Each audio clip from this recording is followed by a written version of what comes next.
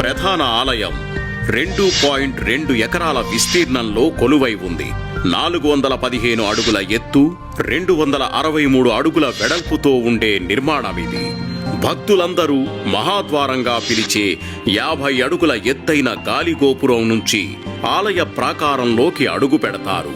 ఆలయ ప్రాకారంలో గర్భాలయానికి ముందుగా ధ్వజస్తంభం ఉంటుంది. అక్కడి నుంచి ఎడమవైపు వెళ్తే రంగనాయక మండపం వస్తుంది. ధ్వజస్తంభానికి కుడివైపున అద్దాల మహల్ ఉంటుంది. అసంఖ్యాక ప్రతిబింబాలను ఏర్పరిచే అద్దాల గది అది. గర్భగుడి మార్గంలో ముందుగా వెండి వాకిలి ఉంటుంది. ఈ గడప మొత్తం వెండి రేకులతో తాపడం చేసి ఉంటుంది. అటుపై బంగారు వాకిలి వస్తుంది. బంగారు వాకిలి దాటి ముందుకు వెళ్లే భాగ్యం చాలా మంది భక్తులకి లభించదు.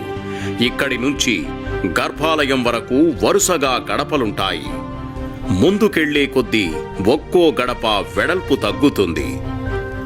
జీవాత్మ పరమాత్మలో కలిసేందుకు ప్రయాణించే మార్గానికి ఇది సంకేతమని చాలామంది విశ్వసిస్తారు.